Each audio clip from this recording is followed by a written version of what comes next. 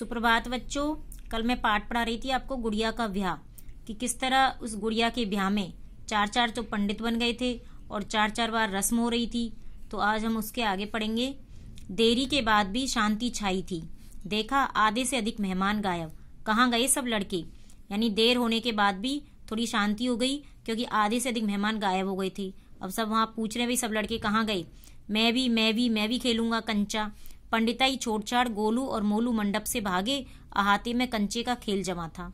अब सब वहां पर पंडिताई छोड़ के जो गोलू और मोलू ये सब पंडित बने हुए थे, ये मंडप से भाग गए और वहां पर मैं भी खेलूंगा कंचे। बरामदे में वहां पर कंचे का खेल जमा हुआ था और सब एक एक करके वहां पर भाग गए।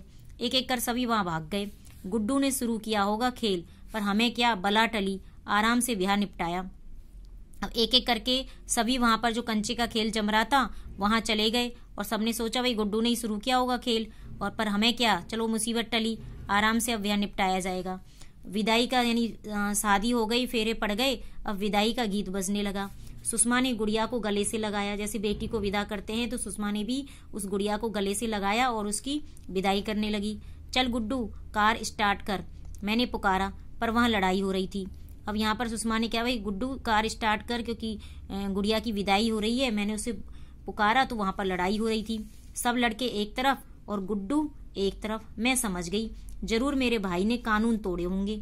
अब वो सुषमा ने क्या समझा कि भाई सारे लड़के तो एक तरफ हो गए और गुड्डू एक तरफ हो गया। उसने समझा भाई जरूर मेरे भाई ने ही कानून तोड़े होंगे, उसने ही लड़ाई करी होगी। उधर लड़ाई की आवाज सुनकर सुषमा की माँ आ गई और सबको अलग किया। यानी जब लड़ाई की आवाज सुनी तो सुषमा की माँ आ गई और सबको अलग अलग करा। कपड़े झाड़कर गुड्डू ने गाड़ी संभाली और बोला, हूँ फिर वही लड़कियों का काम।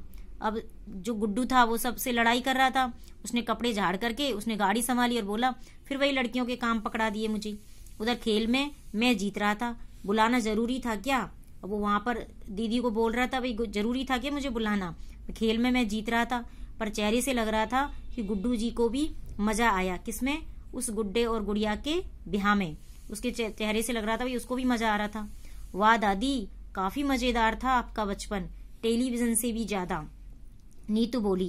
यानी जो दादी जो थी वो नीतू को अपने बचपन की बात समझा रही थी, तो उसको सुन करके तो वो नीतू बोली कि वाह दादी, आपका बचपन तो बड़ा मजेदार था, टेलीविजन से भी ज्यादा मजेदार था। इस तरह से नीतू बोली। तो बच्चों पाठ समझ में आ गया होगा। धन्यवाद।